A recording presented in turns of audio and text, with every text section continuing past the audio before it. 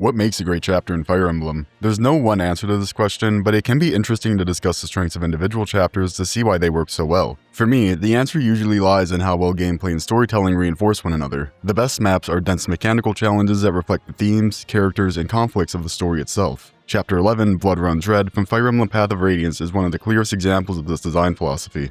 I'll argue that Blood Runs Red succeeds because it checks every box for a great Fire Emblem chapter. A tightly constructed map, thematic relevance, character development, strong gameplay story integration, and one of the most shocking moments in a Fire Emblem game. And a disclaimer, regarding spoilers, I'm gonna have to talk about some stuff specifically relating to Soren's character, but otherwise we'll avoid spoilers for either later in FP9 or anything in FP10. But before we get to the chapter itself, if you enjoy Fire Emblem analysis like this, consider liking the video and subscribing. The chapter starts with our group arriving at the port town of Toha in Crimea. The citizens are surprisingly easygoing for a people whose country is currently being conquered. Ranulf posits that it's because they live far from the border and so don't really understand what's coming for them. Soren really just goes off here, talking about how the people are too stupid to understand the threat of Dayan and won't understand until it's their loved ones dying. The laissez-faire attitude of the villagers has him pretty wound up. A small detail I really love is that he refers to them as humans. It was established earlier that Laguz used the word human as a derogatory term for Beork, like how Beork used subhuman. It's something that I don't think many people would pick up on, since in any other story the use of the word human wouldn't carry such baggage. This helps to other Soren and foreshadows the eventual reveal that he's branded.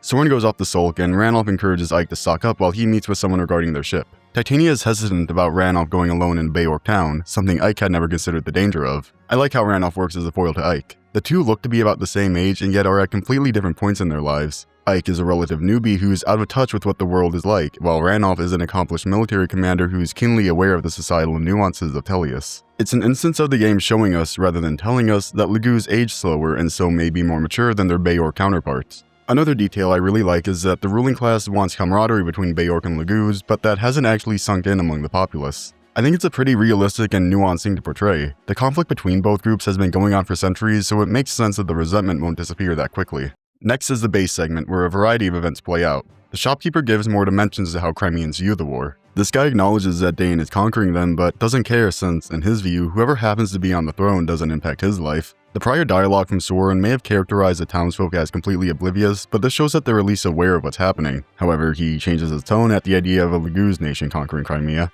There's also a vigilante group that tries to hire Ike. They claim they protect the town and want to add Ike's strength to their own. I wish the leader were an actual character with a name and portrait. I know he's the absolute most minor of minor antagonists, but it could make the scenario more memorable. Ike turns him down, and the vigilante offers him a Laguz Slayer as a gift. This is a sword designed to be effective against the Laguz, and its inclusion here foreshadows the true nature of this group. I also think that such a weapon existing in the first place reinforces the deep hatred that the Beork have for Laguz. This can even be seen elsewhere to a lesser extent in items like the Laguz and Beork guards. I think it's cool that they found a way for the prejudice in Tellius to be represented in the gameplay. The other events are devoted to specific characters in your army. Alencia serves to further develop her character arc. We see more of how sheltered she was, as evidenced by her being amazed by the way commoners live. Kieran's, Brahms, and Nephenes serve as primers for what each of them is like. Kieran acts like an anime character, but deep down does care for Crimea. Brahm is sentimental and cares a lot for his family, and Nephenes is insecure about her background. I think these are mainly here to try to hook you into reading their supports. While these certainly don't detract from the chapter, I don't really think they were necessary to include here. In Chapter 10, Brahm and Kieran could have had their conversations with one another while they shared a cell, and then Ike could have noticed Nephenes' accent when they first met.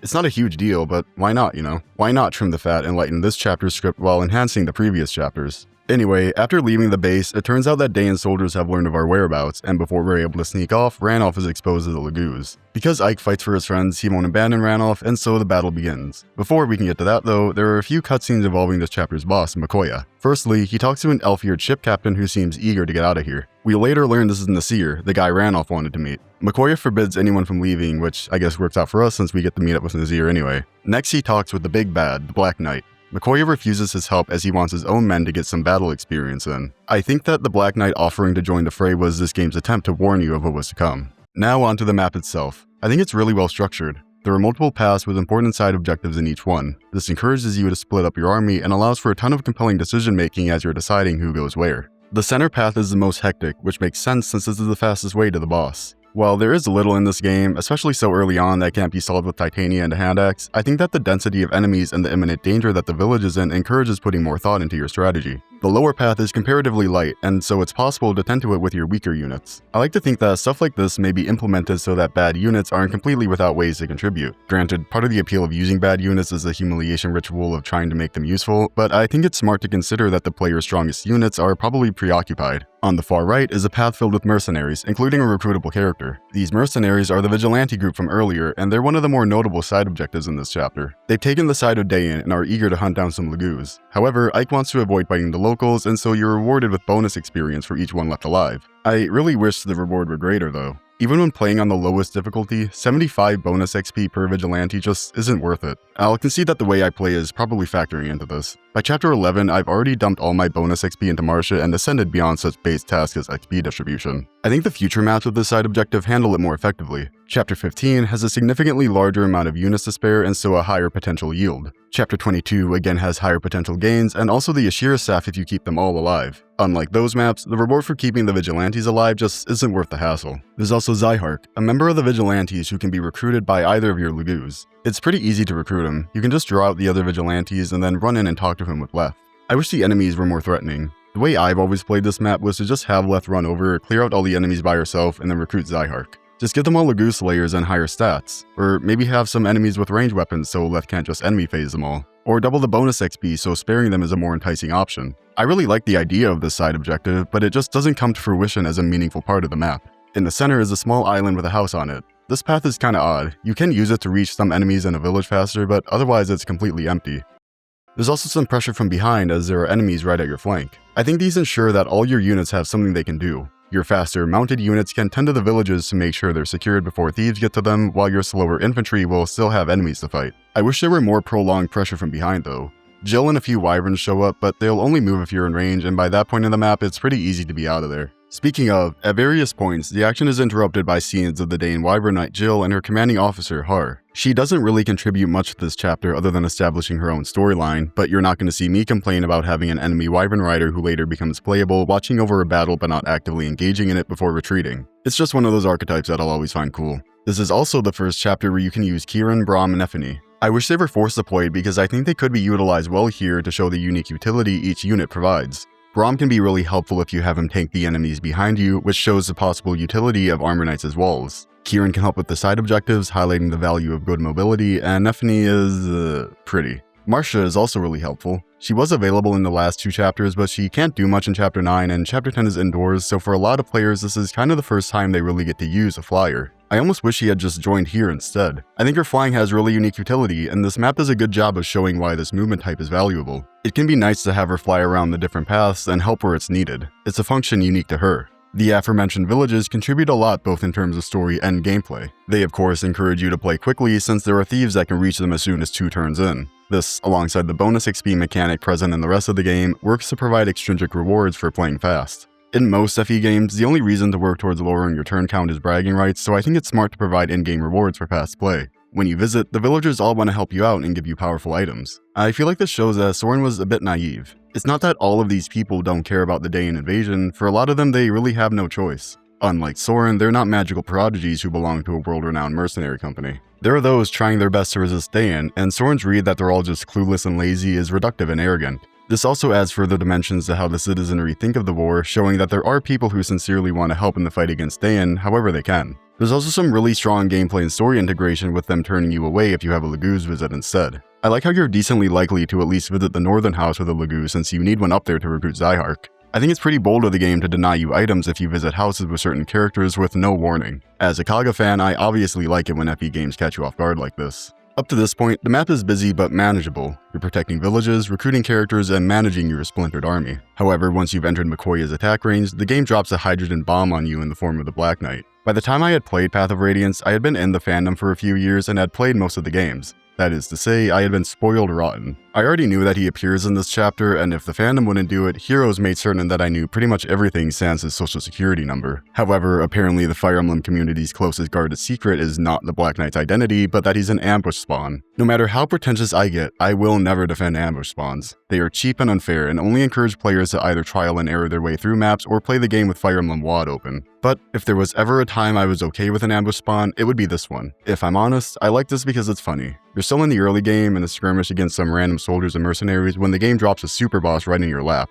I'm not going to deny how unfair this is, but you can't deny that it goes a long way in making this map unforgettable. If anything, I wish he were more threatening. They certainly don't need to tweak his stats, he's beyond unkillable, but what I have an issue with is his mobility. As it is, he doesn't move at all in normal mode and only moves 3 tiles per turn in Hard and Maniac. He'll only move further if you're within his range. I think he should have moved his full movement of 6 tiles in the harder difficulties and kept it to 3 tiles otherwise. The only big criticism I have of this is how the Black Knight is triggered. I wish it were a timed event instead of being reliant on you entering the boss's range. This would effectively give you a time limit. Because his appearance relies on you being in the boss's attack range, you're already nearly at the end of the map by the time he appears. Maybe have more stuff to do on the southern and eastern sides of the map, so it would be more likely that you'd have units in his range. I really like the idea of your army being spread all over the map and the game just throwing the Black Knight into the middle of that. I like how much of the Black Knight's appearance changes the tone of the map. As long as the thieves are taken care of, you're free to play at your own pace, but once he arrives, it becomes a mad dash to the escape point. And once you've engaged Makoya, it shouldn't be too much work to get Ike there.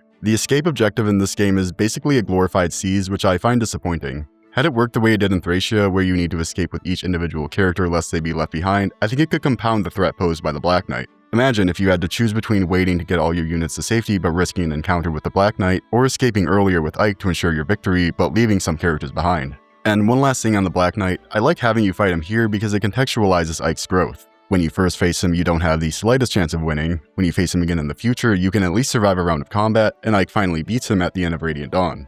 Anyway, after we've successfully boarded the ship and escaped, the Black Knight ponders what to do about it. Before he can get much further, Ranulf stops him. Clearly, he has worms in his brain since he thinks he can take the Black Knight in a fight. This goes about as well as expected, but he's saved by a priest we met in the last chapter. I'll stick to my promise not to spoil FE10, but I like how this shows just how much of the Tellius duology was planned in advance. I think it's cool to see this now, knowing that this won't be paid off in full until Radiant Dawn's endgame. After Ranulf leaves, another day in Lackey, Norris offers to chase after Ike. He's ugly, so you know he's a minor villain. The Black Knight tells him not to, but he goes behind his back and does it anyway. He had gotten some intel from the townsfolk, and I get what they were going for with the scene where they put the people who ratted out Alencia to work, but the execution is a bit silly. It's a very mustache twirling villain moment which feels out of place here. Also, it's not like these guys knew they were giving away the location of their princess, they thought she was just some random girl with green hair.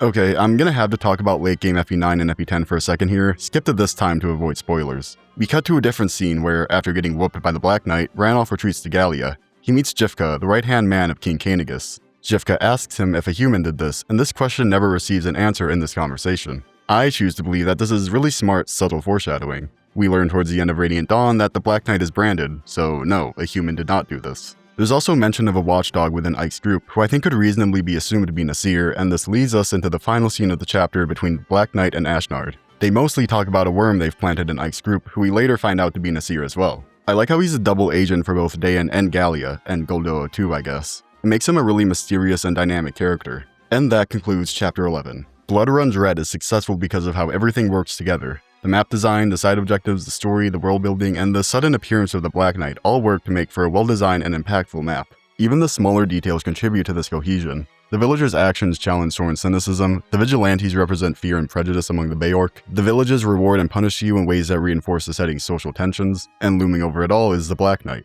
It's not a perfect chapter, the vigilante's side objective lacks meaningful rewards, some more enemies could have applied pressure from the southeast, and some tweaks could have made the Black Knight even more threatening. But those flaws aren't great enough to undermine what the chapter accomplishes. If anything, they highlight just how ambitious it is. Blood Runs Red is trying to do a lot, and more often than not, it succeeds. What makes Fire Emblem so compelling to me is its ability to create scenarios where mechanics and narrative are inseparable. Chapter 11 highlights this. It makes you play through a world full of conflict, prejudice, and uncertainty. That's why Blood Runs Red is one of the clearest examples of what Fire Emblem as a series can be at its peak. Thanks for watching. If you enjoyed this video, be sure to like, comment, and subscribe for more Fire Emblem content. And sorry about the audio issues in the last video, by the way. I am completely winging it in regards to video production, and so far audio has been my arch nemesis. I'll put a link to an unlisted version with fixed audio in the description. I appreciate the comments letting me know when I mess up. Always grateful to learn ways to make my videos less of an assault on the senses.